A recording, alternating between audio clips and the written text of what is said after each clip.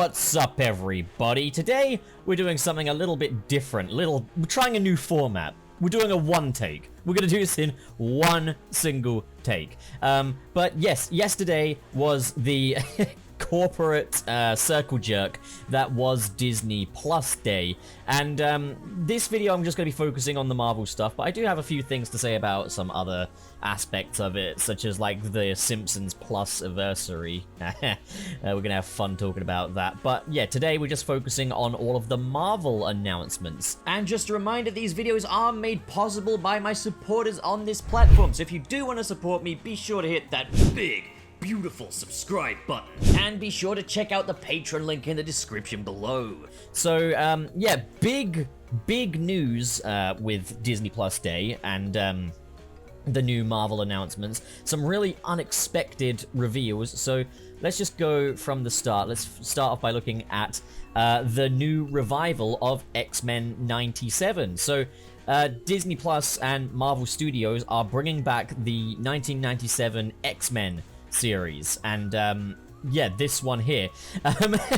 And that's very unexpected. I don't know what like Marvel Studios' influence is going to be like on the X-Men 97 cartoon. As a matter of fact, like, the whole look of X-Men 97 is very quintessentially 90s, and I'm really interested to see how a 90s revival show is going to look in 2020, whenever it comes out. I'm guessing 2023. So it's quite a ways off yet, but exciting news for fans of the X-Men. I didn't actually grow up with X-Men 97, so aside from the fact that they're bringing back a relic of a bygone era, it doesn't really mean anything to me as such, but like, I'm happy for X-Men fans, and I'm happy to see them doing revivals of 90s superhero cartoons, because the 90s really was like a peak for superhero cartoons, and like, hopefully this means more is potentially on the table going forward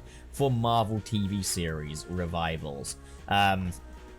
It says here, so yeah, it's just introductory stuff. Animated series from Marvel Studios explores new stories in the iconic 90s timeline of the original series, written by executive producer Bo DeMeo. To celebrate the first 2 years of the streaming service, all new content will come to Disney Plus. Yeah, so that's just an advert for Disney Plus. So not really much in terms of details here, but meme marketing, guys. So yeah, that's that. That's exciting. That's cool stuff. Let's take a look at Moon Knight now. So yeah, we got Oscar Isaac's Moon Knight series. Yeah, so Disney Plus Day. Yep, okay, so just more stuff here. Moon Knight is a new globe-trotting action-adventure series featuring a complex vigilante who suffers from dissociative identity disorder. The multiple identities who live inside him find themselves thrust into a deadly war of the gods against a backdrop of modern and ancient Egypt. Moon Knight is directed by Mohamed Diab and is coming to Disney Plus in 2022. And then there's just more of this. Like, the actual articles themselves here are just this bit, so there's not much to really say. Again, Moon Knight's not... Well, again, Moon Knight, I've said it before, is not a character that I'm particularly familiar with. I think my only real knowledge of Moon Knight comes from the SpiderMan Web of Shadows video game. And I kind of know him as a dude that rocks up in, like, a crescent moon vehicle. And, yeah, he's quite edgy, and... yeah, but I know a lot of people are really excited for this. There is actually a trailer out, I believe, so let's take a look at that.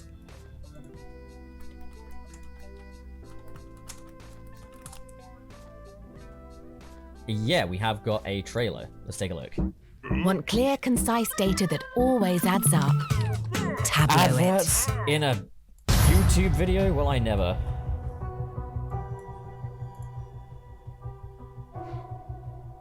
I can't tell the difference between my waking life and dreams. The voice. He sounds British.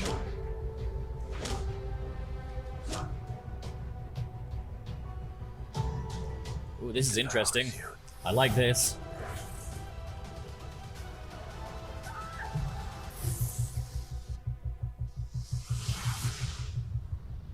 That looks dark.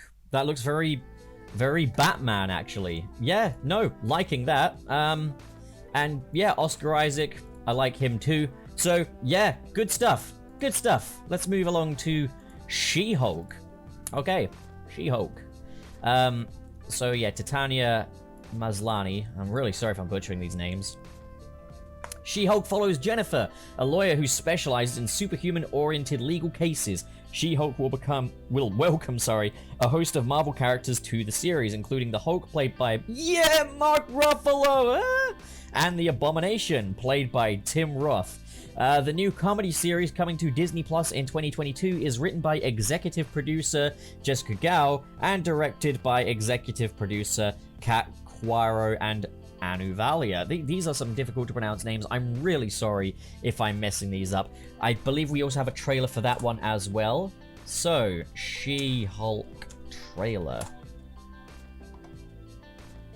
That's screen culture. That's fake. Here we go. I'm Jennifer Walters. I'm a normal lawyer. Well, not that normal. Looking about right, yeah. You wouldn't like me when I'm angry. Got some kind of WandaVision thing going on there.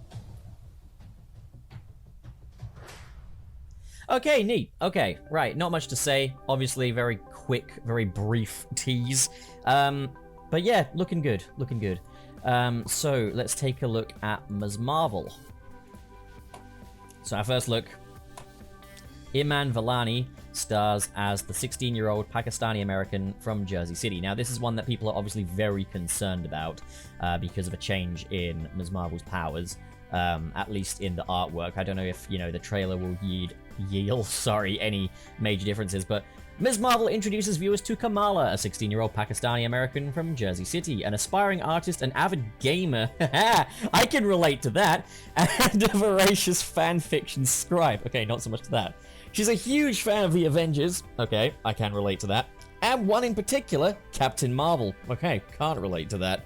But Kamala has always struggled to find her place in the world, and that is until she gets superpowers like the hero she's always looked up to. Iman Vellani stars as Kamala Khan, aka Ms. Marvel. Episodes are directed by executive producers Adil El Arbi and Bilal Fala, Mira Menon, and Sharmeen Obaid Chinoy. Okay, really hope I'm not butchering these names. I'm really sorry, guys. I'm really, really sorry. I feel like such a jackass right now. I think it's awesome that they are getting people from diverse backgrounds to, work on these shows about characters who come from diverse backgrounds. I'm just really sorry that I'm butchering their names. We got a teaser trailer for that one as well. YouTube.com. Ms. Marvel trailer. Let's see. Okay, we've had that. Here we go. First look. Kamala, let's talk about you. It's not really the brown girls from Jersey City. Okay, so there's a little glimpse of the powers. Maybe now they do. We got the cosplay element. That's cool. Oh, is that it? Okay, I figured as we'd seen, Kamala's, main costume, I figured we might see a little more. I think they could have afforded to show more. I think people are really on edge about this one, and I think it would be a smart move to show a little more. But, okay, that's a tease. And, yeah, that looks fine to me. I mean, I'm not, a massive fan of Ms. Marvel from the comics or anything. It's just not a character I know much about. But, yeah, I don't read comics. I do read comics. It's in front of me right now, I've got, a shelf full of comics. And, we got loads of volumes of Essential Spider-Man, Batman, World's Finest, Civil War, Marvel Zombies, and stuff like that. We don't have much Kamala Khan, I'm sorry. What If Season 2 announced. The very lukewarm What If Season 1 was kind of just, it was alright. I was hoping for something a bit more creative and something a bit more well-written, but it was okay. So we got a second series. So I think anything's on the table. I think we're definitely going to see that Gamora story that we definitely missed out on in the first season. So the second season of the fan favorite animated series, after enlisting the Guardians of the Multiverse to stop Infinity Ultron, the Watcher returns in season 2 of What If to meet new heroes and explore more strange new worlds in the MCU's ever-expanding multiverse. Directed by executive producer Brian Andrews, and written by executive producer AC Bradley. Now, this is kind of my issue here. My issue is not AC Bradley as such, it's just I think every episode should have a different writer. They should all have guest writers come on. Like, with a show called What If that juggles all these different concepts, they should have different creators. They should use that as an opportunity to bring in as much new blood as possible. A show like What If should not just have one writer. But yeah, that's that. Echo series starring Alaqua Cox as Maya Lopez announced. The character will first be introduced in Hawkeye. And there is, I guess that's it. That's all there is to it. This is a Daredevil continuation, if I'm not mistaken. Isn't Echo like related to the Kingpin? So does this mean that Daredevil and the Netflix Marvel are coming into the fold? Fingers crossed. Right, that's that then. Very vague there. Hey, now we are really cooking. Now we're really cooking the bacon. Oh yeah. The animated series follows Peter Parker on his way to becoming Spider-Man in the MCU. Spider-Man freshman year. This animated series follows Peter Parker on his way to becoming Spider-Man in the MCU, with a journey unlike we've ever seen and a style that celebrates the character's early comic book roots. Written by executive producer Jeff Trammell. So, yeah, like, obviously, this is an origin story for the MCU Spider-Man. I believe there's a different logo floating about somewhere as well. Spider-Man freshman year. Let's have a look, because I've seen one on Twitter. Yeah. I've seen one on Twitter that shows Peter Parker's design in this one, and here it is. Sort of like Tom Holland meets Steve Ditko sort of style, and he's got his little round glasses. I love this. This is right up my street. Now, the thing is, it's an origin story. We're looking at a teenage Peter Parker, so there's not much new here. If you wanted an adult Spider-Man, like, not yet. But it does also show that Spider-Man is going to be in the MCU a little longer with this new animated series, which is great to see. And I think, you know, there's absolutely a demand for this. Like, a lot of people have been kind of feeling like the origins of Spider-Man have been really downplayed in the MCU so far, especially, like, with a lack of actual name mentions of Uncle Ben. But, like, I think this is definitely... It shows that patience is a virtue when it comes to the MCU. Like, you know, whatever you want to see, they'll do it eventually. And I think once this is out, I want everyone to look back at the MCU Spider-Man movies and, you know, give them a fair crack and tell me how they've aged. I think this is only going to enrich the MCU Spider-Man universe going forward. And I think, you know, like... They're doing the origin again, but doing it in TV format and doing it in animated form is definitely going to bring something new to the table. And the fact that they really seem to be celebrating Spider-Man's comic book roots here, that is just music to my ears. So, yeah, really looking forward to this. You can bet bottom dollar I will be talking about every single episode in a YouTube video. When is this actually coming out? We don't know. We don't know. But still, more Spider-Man content coming in the MCU. I love to see it. So, new look at I Am Groot. I've got whiplash from being very excited to not being excited at all. Look at this. This just looks like a merchandising ploy. The series of shorts follows Baby Groot's glory days growing up. Getting into trouble among the stars. Directed by executive producer Kirsten Lepore. Doesn't really say... Well, I think... Shorts, okay. Like, if these were half-hour episodes, fuck no. But, like, yeah, this, I'm not really interested, but it sounds fine. Sounds alright. Yeah. So, Ironheart. This one's got people riled up, it seems. The usual suspects. Dominique Thorne stars as Riri Williams, a genius inventor who creates the most advanced suit of armor since Iron Man, and it's got the same description there. Right, so Ironheart was part of, I think, the all-new, all-different wave of Marvel, and kind of had the Iron Man legacy passed on to her, and I saw this idiot on Twitter saying, like, if it's so offensive to have a white Black Panther, why isn't it offensive to have Riri Williams replacing Tony Stark? That's racism as well. And it's like, I mean, factor in the ratio of, you know, black to white superheroes, you know, and then just really check yourself.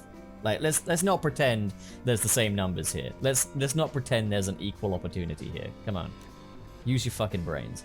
But yeah, no, I never really read the Ironheart comics, so I don't really have any particular views on that. But I think it'll be fun. It's nice to see Iron Man's legacy getting passed on to someone other than Spider-Man. I mean, I don't see Spider-Man as the carrier of Iron Man's legacy anyway, but it seems like they've definitely kind of focused on him kind of carrying the torch. I mean, like, kind of his place in the MCU, not so much being an Iron Man clone or anything like that.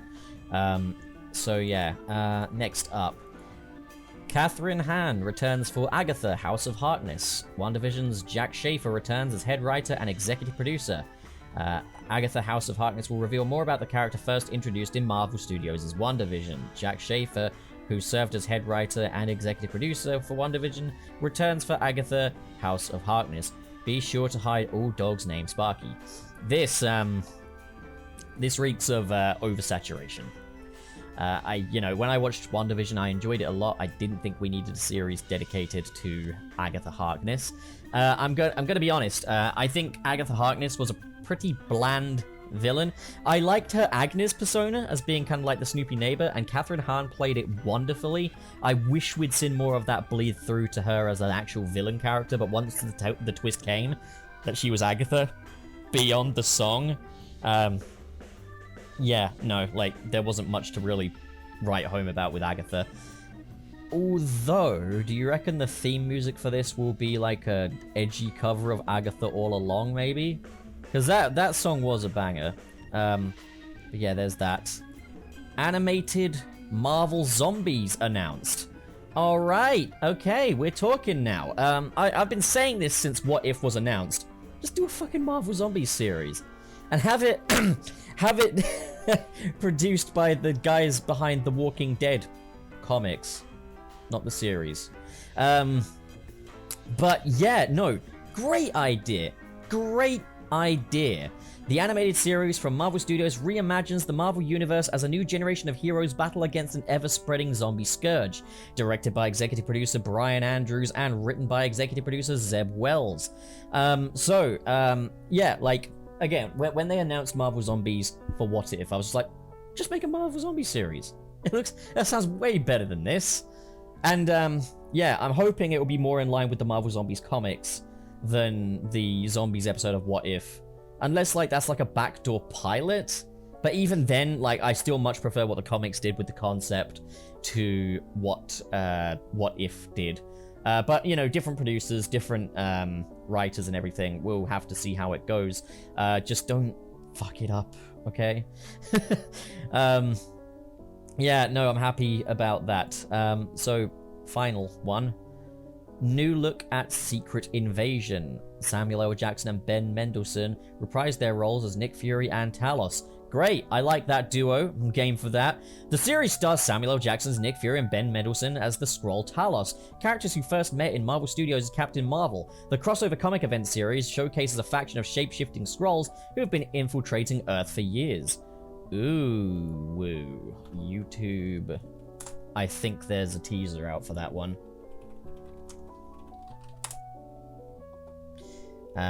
Let's see. New Rockstar, Screen Culture. Where's that? Where's the actual... I think... Yeah, this will be it.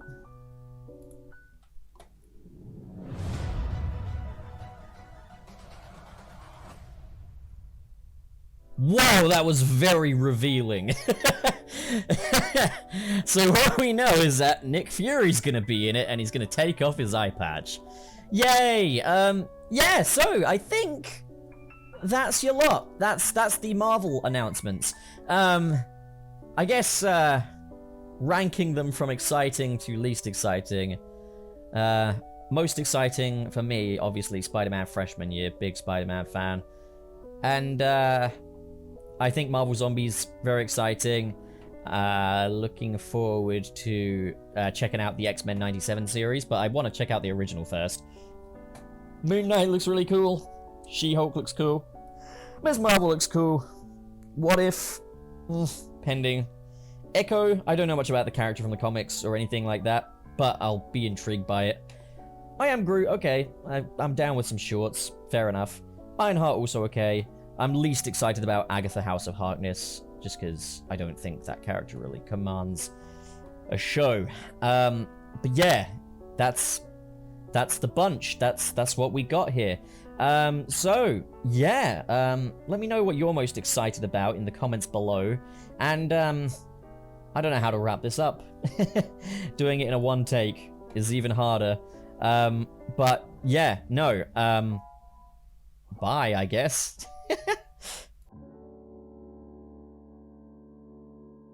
So what do you guys think? If you enjoyed this video and you want to support more like it, be sure to hit that big, beautiful subscribe button. And of course, in the description below are links to different social media feeds, including the Patreon. If you're feeling extra generous, like the following people, who are David 20 Covers, JK Strife, Marcus Ward, Sirius the Skeptic, Biotinarts, Mr. SP, Sergio, George is Lost, Legendary Ray Ray, Cheesemaster769, Adam Myers, and Fayalan Schwarzentraub. Thank you guys, you are the best of the best, but as for the rest of you, thank you so much for watching, guys, and have a great day.